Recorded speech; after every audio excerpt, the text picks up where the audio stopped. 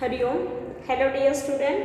આજનો આપણો વિષય છે વિજ્ઞાન, ધોરણ 8, ચેપ્ટર 12 ઘર્ષણ. હવે આગળના ચેપ્ટરમાં તમે થોડી ઘર્ષણ બળ વિશે માહિતી મેળવી કે પદાર્થની ગતિને અવરોધતું બળ ઘર્ષણ બળ છે. બરાબર. બળને દબાણમાં સંપર્ક બળ, બિન સંપર્ક બળમાં તમે શીખ્યા. તો આ ચેપ્ટરમાં આપણે ઘર્ષણ વિશે વધારે માહિતી મેળવવાની છે. તો ઘર્ષણ એટલે શું તમે વિચારશો. તમે તમારા કપડાં છે જૂના થાય એમ ઘસાતા જાય એવું લાગતું હોય છે. બરાબર. નવા હોય તો ચમક વધારે હોય, કાપડ સારું દેવે, પછી વર્ષ 2 વર્ષ પહેરો એટલે શું થાય તો ઘસાઈ જાય એવું લાગે. કેમ? કારણ કે એને પણ ઘર્ષણ થાય છે. ત્યારબાદ આપણે બૂટ ચપ્પલના તળિયા હોય, ધીમે ધીમે પહેરીએ, 6 મહિના 12 મહિના પહેરીએ, વર્ષ 2 વર્ષ પહેરીએ તો નીચેના તળિયા હોય એ પણ શું થાય ધીમે ધીમે પાતળા થતા જાય, ઘસાતા જાય. કેમ? તો એના પર પણ શેની અસર થાય છે? ઘર્ષણની અસર થાય છે. આપણું શરીર જ તમે જોઈ લો કે આપણે જન્મ સમયે કેવા હોઈએ, ધીમે ધીમે મોટા થઈએ, યંગ બનીએ, ધીમે ધીમે પાછળનો અવસ્થા આવે જ્યારે 60-50 વર્ષની અવસ્થા છે એમાં શું થશે તો આપણું શરીર ધીમે ધીમે નબળું પડતું જાય. કેમ? આપણા હાથ પગ છે, આપણી સ્કિન છે કેવી થતી જાય તો એકદમ કરચલી પડતી જાય, તો આપણું શરીર પણ ઘર્ષણનો અનુભવ કરી શકે છે. તો આ બધું એક પ્રકારનું શું છે? ઘર્ષણ. ચલો આપણે જોઈએ. પાઠ્યપુસ્તક બધા જોડે રાખજો, એમાં પાઠનું વાંચન કરતા રહેજો તો તમને માહિતી ખબર પડશે. કે તમે ટ્રાફિક સિગ્નલ પાસે કાર કે ટ્રકના ડ્રાઈવરને વાહનને ધીમું પાડતા જોયા હશે. તમે પણ તમારી સાયકલને જરૂર પડે બ્રેક વગાડી અને ધીમી કરો છો. બરાબર ને? ધીમી પાડો છો. તમે જતા હો રસ્તામાં અને કોઈ વસ્તુ વ્યક્તિ આવી જાય કે કોઈ વસ્તુ અથવા તો તમારે ઊભું રહેવું પડે તો તમે શું કરો છો? તમારા સાયકલને બ્રેક મારો છો, એની ગતિ ધીમી પાડો છો અથવા તો અટકાવી દો છો. તો આપણે એવું વિચાર્યું કે બ્રેક મારવાથી વાહન શા માટે ધીમું પડે છે? બરાબર. બ્રેક જ ના હોત તો શું થાય? તો કેટલાય એક્સિડન્ટ થઈ જાય. બરાબર. પણ એવું થતું નથી, બ્રેક હોય છે. તો બ્રેક મારવાથી વાહન શા માટે ધીમું પડે છે? માત્ર વાહનો જ નહીં પણ કોઈ વસ્તુ જ્યારે બીજી વસ્તુની સપાટી પર ગતિ કરતી હોય ત્યારે બાહ્ય બળ લગાડ્યા વગર જ ધીમી પડી જાય. આગળના વિડીયોમાં તમે બળ વિશે શીખે કે એમાં આપણે હાથથી રોકી દઈએ, પગ વડે રોકી દઈએ તો પદાર્થની ગતિ અટકી જાય. અહીંયા તો કેવું છે કે આપણે રોકતા નથી તો પણ આપણા પદાર્થની ગતિ જાતે અટકી જાય છે. કેમ એવું થયું તમે વિચાર્યું? તો એના માટે તમારે વિચારવાનું રહેશે કે ગતિ કરતા હોય ત્યારે આપણે શું કરીએ કે બાહ્ય બળ લગાડ્યા વગર ધીમે પડે અને તે સ્થિર થઈ જાય છે. તો શું તમે જમીન પર ગતિ કરતા દડાને થોડા સમય પછી સ્થિર થતા જોયો છે? વિચારો.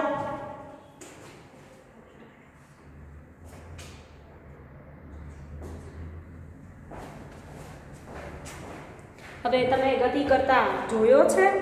એ ઉપરાંત બરાબર કે જમીન પર ગતિ કરતા દડાને થોડા સમય પછી સ્થિર થઈ જતા જોયો છે. કેળાની છાલ પર પગ પડતા જ શું થાય તો આપણે જાણીએ કે લપસી જઈએ છીએ. બરાબર. એવું થાય છે ને? કેળાની છાલ પર પગ મૂકજો, શું થશે? લપસીને પડી જશો. તો ધ્યાન રાખજો. કેમ એવું? કોઈ લીસા અને ભીના ભોંયતળિયા પર ચાલવું શા માટે મુશ્કેલ છે? એવો વિચાર કર્યો કે લીસું હોય આપણું ટાઇલ્સ હોય છે એમાં પાણી ઢોળાયું હોય તો એ લીસી બની જાય, આપણે પગ મૂકીએ તો શું થાય? લપસીને પડી જઈએ. પછી ભીનું ભોંયતળિયું હોય તો પણ પડી જવાય છે. કેમ એવું થાય અને એમાં ચાલવાનું કેમ મુશ્કેલ થઈ જાય છે? તો આ બધા જવાબ આપણે આ પ્રકરણમાં મેળવીશું ઘર્ષણમાં. હવે વાત કરીએ ઘર્ષણ બળ. તો એક પ્રવૃત્તિ આપેલી છે પાઠ્યપુસ્તકમાં, જોજો કે ટેબલ પર પડેલા પુસ્તકને ધીમેથી ધક્કો મારો. આકૃતિમાં દેખાય છે કે ટેબલ પર પુસ્તક પડીને ધીમેથી ધક્કો મારવાનો છે. તમે જોશો કે થોડું અંતર કાપી અને સ્થિર થઈ જાય. હવે પુસ્તકને વિરુદ્ધ દિશામાં, પહેલાં પુસ્તક હતું એ દિશામાં ધક્કો માર્યો, પછી વિરુદ્ધ દિશામાં ધક્કો મારો તો શું થશે? તો આ વખતે પણ સ્થિર થઈ જાય છે. શું તમે એવું શા માટે બને છે એવું વિચારી શકો છો? આપણે કહીએ કે પુસ્તકને ગતિનો વિરોધ કરવા માટે તેના પર કોઈ બળ લાગતું હોવું જોઈએ. તો તે શું છે? ઘર્ષણ બળ. ગતિનો વિરોધ કરતું બળ છે એને કહેવાય ઘર્ષણ બળ. પહેલાં આપણે વ્યાખ્યા લખીશું, પછી હું તમને પ્રવૃત્તિ સમજાવીશ. ઘર્ષણ બળ વિશેની. તો જોઈએ આપણે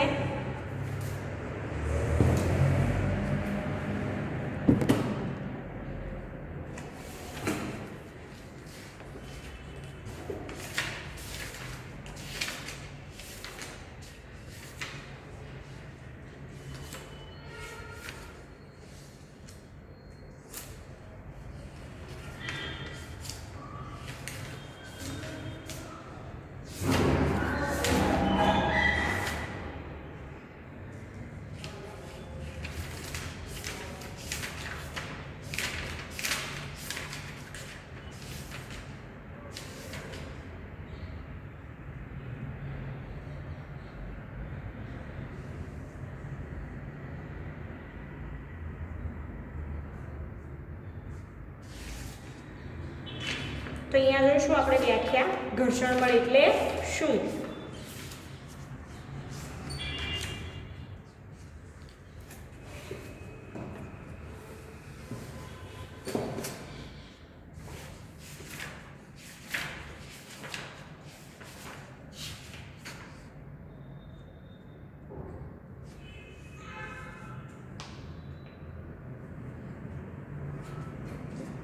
તો પહેલા હું વ્યાખ્યા લખીશ ઘર્ષણની.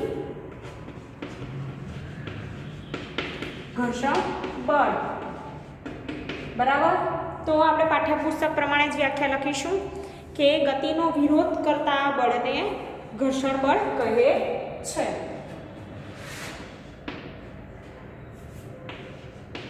પદાર્થની ગતિનો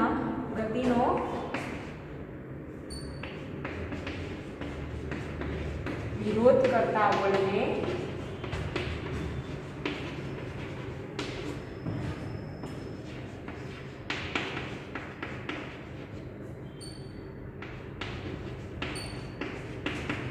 ઘર્ષણ બળ કહે છે. હવે વાત કરીએ પ્રવૃત્તિની કે તમે જોયું કે પુસ્તક છે તમે ડાબી બાજુએ બળ લગાડો તો ઘર્ષણ બળ જમણી બાજુએ લાગે છે, અને જો જમણી બાજુએ આપણે બળ લગાડીએ તો ઘર્ષણ બળ કઈ બાજુ લાગશે? જમણી બાજુ લગાવીએ બળ તો ઘર્ષણ બળ ડાબી બાજુ, એટલે કે જે બાજુ આપણે બળ લગાવીએ ને એની વિરુદ્ધ દિશામાં ઘર્ષણ બળ લાગે છે. યાદ રાખજો. હવે આપણે જાણીએ કે ઘર્ષણ બળ પુસ્તકની ગતિનો વિરોધ કરે છે, એટલે કે પુસ્તક થોડો ધક્કો મારીશું થોડું આગળ જશે અને સ્થિર થઈ જશે. કેમ એવું થયું?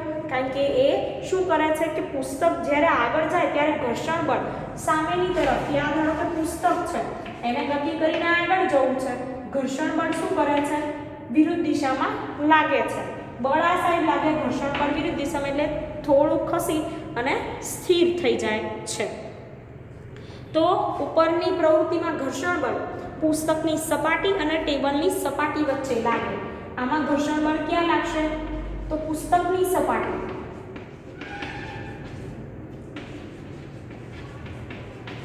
અને ટેબલની સપાટી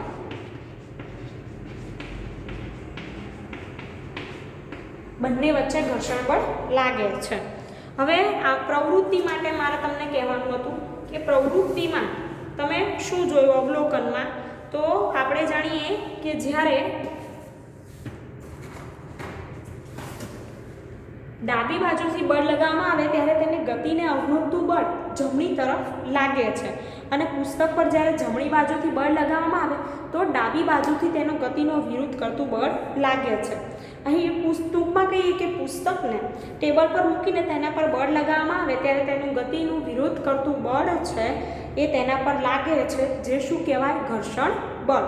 અને ઘર્ષણ બળ હંમેશા વસ્તુ પર રહેલા ઘર્ષણ બળ હંમેશા વસ્તુ પર લગાડેલા બળનો શું કરે છે? વિરોધ કરે છે. વસ્તુ પર લગાડેલા બળનો વિરોધ કરે એ શું કહેવાય? ઘર્ષણ બળ. ધારો કે આપણે પુસ્તકને અહીંયાથી બળ લગાડીએ, બળની દિશા આ તરફ છે, ઘર્ષણ બળની દિશા કઈ તરફ આવશે? આ તરફ. યાદ રાખજો, બળની વિરુદ્ધ દિશામાં ઘર્ષણ બળ લાગે છે, બરાબર, ગતિની વિરુદ્ધ દિશામાં. અહીં ઘર્ષણ બળ પુસ્તકની નીચલી સપાટી અને ટેબલની ઉપલી સપાટી પર લાગે છે. હવે નિર્ણય શું કરીશું આપણે? તો કોઈ વસ્તુ બીજી વસ્તુના ભૌતિક સંપર્કમાં હોય ત્યારે કોઈ વસ્તુ પર બળ લગાડવામાં આવે ત્યારે એની સંપર્કની સપાટી પર વસ્તુને ગતિને અવરોધતું જે બળ હોય છે એ કયું હોય છે? ઘર્ષણ બળ, બરાબર. હવે આપણે જોઈએ બીજી પ્રવૃત્તિ કે શું ઘર્ષણ બધી જ સપાટીઓ માટે સરખું હોય છે? શું તે સપાટીઓના લીસાપણા પર આધાર રાખે છે? ચાલો આપણે જોઈએ. તો વિદ્યાર્થી મિત્રો, હવે તમને થોડીક તો માહિતી મળી હશે ઘર્ષણ બળ એટલે શું. તો કોઈ પણ પદાર્થ છે, વસ્તુ છે, એની ગતિનો વિરોધ કરતા બળને ઘર્ષણ બળ કહે છે. અને એ બે સપાટી વચ્ચે લાગતું હોય છે, જે વસ્તુ હોય અને બીજી જે પદાર્થ કે વસ્તુ હોય એ બંને વચ્ચે. અને હંમેશા કેવી દિશામાં લાગે? તો ઘર્ષણ બળ વિરુદ્ધ દિશામાં લાગે છે. હવે આગળની પ્રવૃત્તિ જોઈએ કે સપાટી કેટલી મહત્વની છે. તો હું તમને થોડી પ્રાથમિક માહિતી આપું કે કોઈ રેતી હોય, બરાબર, એ રેતીમાં તમે દડો ગબડાવો તો શું થશે કે એની ગતિ ધીમી પડશે. જ્યારે તમે કોઈ લીસી સપાટી હોય, એકદમ ટાઇલ્સ કે એવું કહેવાય અને દડો ગબડાવો તો શું થશે? દડો ઝડપથી ગબડી જશે. કેમ? બંનેની સપાટીમાં ફરક છે એટલા માટે. તો લીસી સપાટી પર ઘર્ષણ બળમાં કેવું થશે કે ઓછું લાગે, અને ખરબચડી સપાટી હોય ત્યારે ઘર્ષણ બળ કેવું લાગે છે? વધારે લાગે છે. તો અહીંયા પ્રવૃત્તિ જોઈએ ઘર્ષણ પર અસર કરતા પરિબળો. ઘર્ષણ બળ વિશે શીખ્યા, હવે ઘર્ષણ પર અસર કરતા પરિબળો વિશે માહિતી મેળવીશું.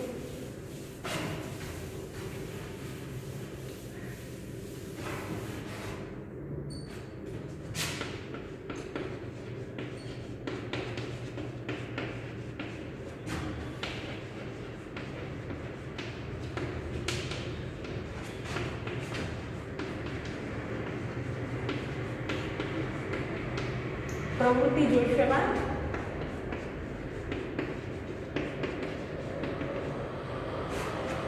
આગળ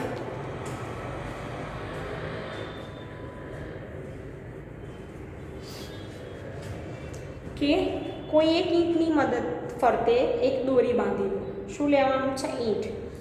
સ્પ્રિંગ કાંટાની મદદથી ઈંટને ખેંચો. સ્પ્રિંગ કાંટો તમે જોયો હશે, એની મદદથી ઈંટની ફરતે દોરી બાંધી એને ખેંચવાનું છે. તો આ માટે તમારે બળ લગાડવું પડશે. જ્યારે એ ગતિ કરવાની શરૂઆત કરે ત્યારે સ્પ્રિંગ કાંટા પરનું વચન નોંધો, એટલે કે અવલોકન કરવાનું રહેશે. હવે તમે ઈંટની સપાટીને ભોંયતળિયા વચ્ચે લાગતા ઘર્ષણ બળનું મૂલ્ય આપે છે. જે આપણે જે અવલોકન કરીશું એ અવલોકન છે એનું મૂલ્ય છે કે ઈંટની સપાટી અને ભોંયતળિયું, એટલે ઈંટને આપણે શેમાંથી ખસેડીએ છીએ? તો ભોંયતળિયાની નીચેની સપાટી. તો એ બંને વચ્ચે લાગતા ઘર્ષણ બળનું મૂલ્ય કોણ આપે છે? એ મૂલ્ય આપણે જે અવલોકન કર્યું એ આપે છે. હવે ઈંટ પર શું કરવાનું? પોલિથીનનો ટુકડો, પહેલાં ઈંટને એમને રાખીને ખસેડીએ. ધારો કે અહીંયા દોરીને બતાવું, આ એક ઈંટ લીધી છે આપણે, અહીંયા એક દોરી બાંધી દીધી, બરાબર, અને અહીંયા સ્પ્રિંગ કાંટો લેવાનો રહેશે, બરાબર, અહીંયા અંક હશે.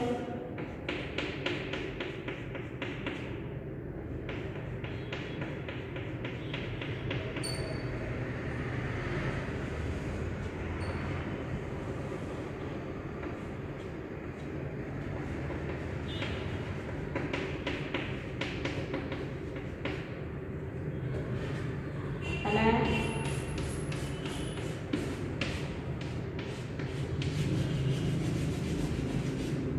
આ છે ઈંટ. હવે શું થશે? આવી રીતે આપણે ખેંચીશું, પછી એની પર પોલિથીનનો ટુકડો વીંટાળો. આ પ્રવૃત્તિનું પુનરાવર્તન કરો. બંને પ્રવૃત્તિઓમાં સ્પ્રિંગ કાંટામાં જે અવલોકન હોય વજનનું, બરાબર, એ અવલોકનોમાં આપણે તફાવત જોઈ શકીએ છીએ. તફાવતનું કારણ શું હોઈ શકે? ઈંટની ફરતે હવે ત્રીજું શણનો ટુકડો, એટલે કે કોથળો હોય છે, આપણે શણનો કોથળો આવે, એ શણનો ટુકડો વીંટાળવાનો છે. પહેલાં ઈંટ એમને હતી ખસેડી આવી રીતે, પોલિથીનની કોથળી લગાવી એટલે કે પ્લાસ્ટિકની કોથળી હોય, ત્રીજી વારમાં આપણે શું કરવાનો, શણનો ટુકડો લગાવ્યો. તો આનાથી શું અવલોકન જોવા મળશે? ચાલો જોઈએ આપણે. તો અવલોકનમાં આપણે જોઈશું કે ઈંટ જ્યારે ગતિની શરૂઆત કરે છે ત્યારે સ્પ્રિંગ કાંટાનું અવલોકન ધારો કે x એકમ મળે. હવે જ્યારે ઈંટ x એકમ કે કોઈ પણ ધારી શકાય, a b ધારી શકો કે એ ધારીએ કે a એકમ મળે છે, બરાબર. હવે ઈંટ પર પોલિથીનનો ટુકડો લપેટીને પ્રવૃત્તિનું પુનરાવર્તન કરવામાં આવશે ત્યારે સ્પ્રિંગ કાંટાનું અવલોકન ધારો કે b છે, બરાબર. a અને b ધાર્યું, પહેલું અવલોકન a, બીજું અવલોકન b. તો અત્રે સ્પ્રિંગ કાંટાના બંને અવલોકનો અલગ અલગ છે. તો શેમાં મૂલ્ય વધારે હશે?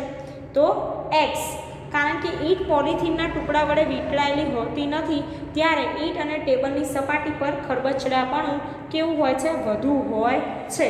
આથી ઘર્ષણ બળ વધુ પ્રવર્તે છે. કે ઈંટ હોય છે એ ઈંટ પોલિથીનની ટુકડા પર ટુકડો વીંટાળી દીધો ઈંટ પર, એટલે શું થયું કે ઘર્ષણ બળ કેવું થઈ ગયું? ઓછું, ઝડપથી ખસેડાઈ જાય. જ્યારે ઈંટ ખુલ્લી હતી ત્યારે ઘર્ષણ બળ કેવું લાગશે? સપાટી પર વધારે. તો ઘર્ષણ બળ ખુલ્લી ઈંટમાં વધુ લાગશે. ત્યારબાદ જ્યારે ઈંટની ફરતે શણનો ટુકડો વીંટાળીને પ્રવૃત્તિ કરવામાં આવી તો સ્પ્રિંગ કાંટાનું અવલોકન ધારો કે c મળે છે. હવે જોઈએ આપણે અવલોકન શું લીધું હતું? એકલી ઈંટ, પછી પોલિથીનનો ટુકડો,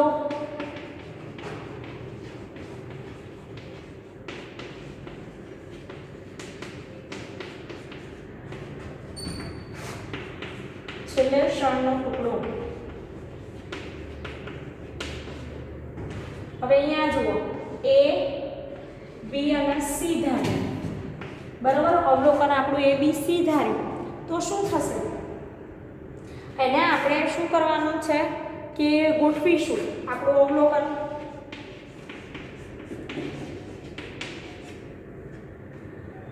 તો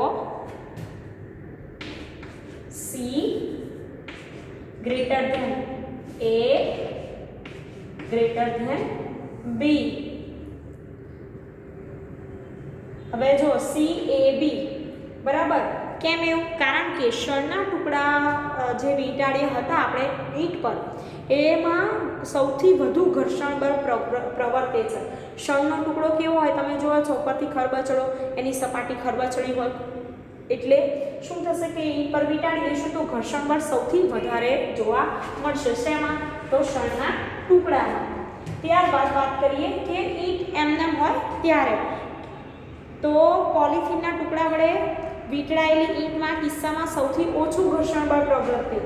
પોલિથીનની કોથળી જે વીંટાળેલી હોય એમાં ઘર્ષણ બળ ઓછું, અને ઈંટ હોય એમાં કેવું કે બંને વચ્ચે પોલિથીનના ટુકડા કરતાં વધુ અને શણના ટુકડા કરતાં કેવું ઘર્ષણ બળ હોય છે?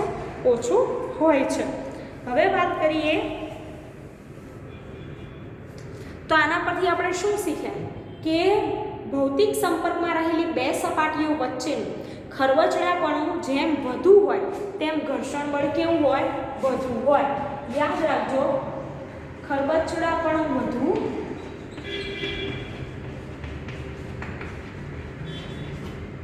તેમ ઘર્ષણ બળ વધુ.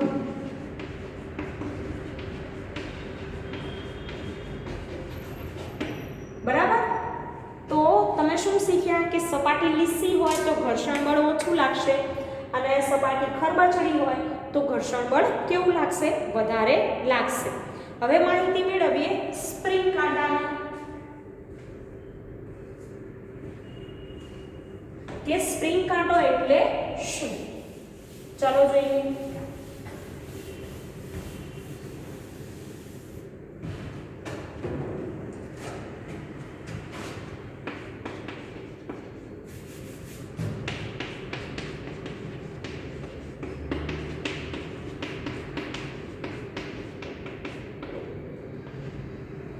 સ્પ્રિંગ કાંટો. સ્પ્રિંગ કાંટો વસ્તુ પર લાગતા બળનું માપન કરતું સાધન છે.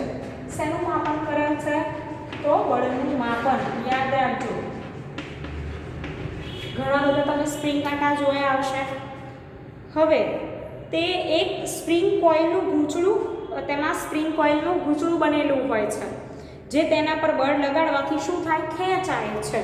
બરાબર ને? આપણે આમ સ્પ્રિંગ કાંટો કોઈ વસ્તુ પર લગાવીને આમ ખેંચી તો શું થાય, સ્પ્રિંગનું ગૂંચળું જે હોય ખેંચાય છે અને બળનું માપન આપણે કરી શકીએ. તો તેના પર બળ લગાડવાથી ખેંચાય. સ્પ્રિંગનું ખેંચાણ અંકિત કરેલા માપક્રમ દ્વારા સરકતા દર્શક દ્વારા માપી શકાય છે. એટલે જેમ જેમ અવલોકન આપણે કેવી રીતે કરવાનું કે જેમ જેમ સ્પ્રિંગ કાંટો વજન બળનું માપન કરશે તેમ જે સરકતો વચ્ચેનો પદાર્થ હોય છે એના દ્વારા આપણે અંક જે જગ્યાએ ઊભું રહે એ અંક આપણે માપી શકીએ છીએ. હવે માપક્રમનું અવલોકન એ બળનું મૂલ્ય આપે છે. તો તમે તમારા પાઠ્યપુસ્તકમાં સ્પ્રિંગ કાંટો જોઈ શકો છો કે આવી રીતે સ્પ્રિંગ કાંટો દોરેલો છે અને એની અંદર માપ પણ આપેલા છે. વચ્ચે ભાગ હોય છે, બરાબર, એક નાની લાઈન જેમાં સપાટી અહીંયા અંક આપેલા હોય છે એ અંક તરફથી આપણે જ્યાં જ્યાં જાય તે પ્રમાણે અંક તરફથી આપણે જોઈ શકીએ છીએ.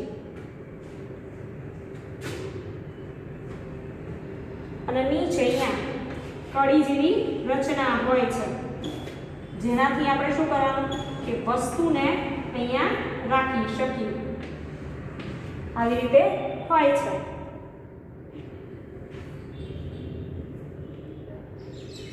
હવે એ શું કરે છે તો બળનું માપન કરે છે.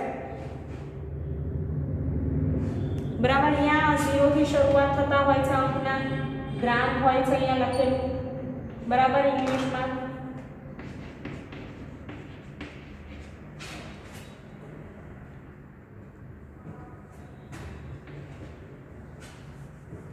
અને અહીંયા કડી જે હોય છે એ કડીમાં ભરવીને આપણે શું કરીએ કે તેનું અવલોકન કરી શકતા હોઈએ છીએ. તો સ્પ્રિંગ કાંટો શેનું માપન કરે છે? યાદ રાખજો, બળનું માપન કરે છે. તો વિદ્યાર્થી મિત્રો, આપણે આ વિડીયોમાં માહિતી આટલે સુધી રાખીશું. બીજી માહિતી આપણે આગળના વિડીયોમાં જોઈશું. Thank you.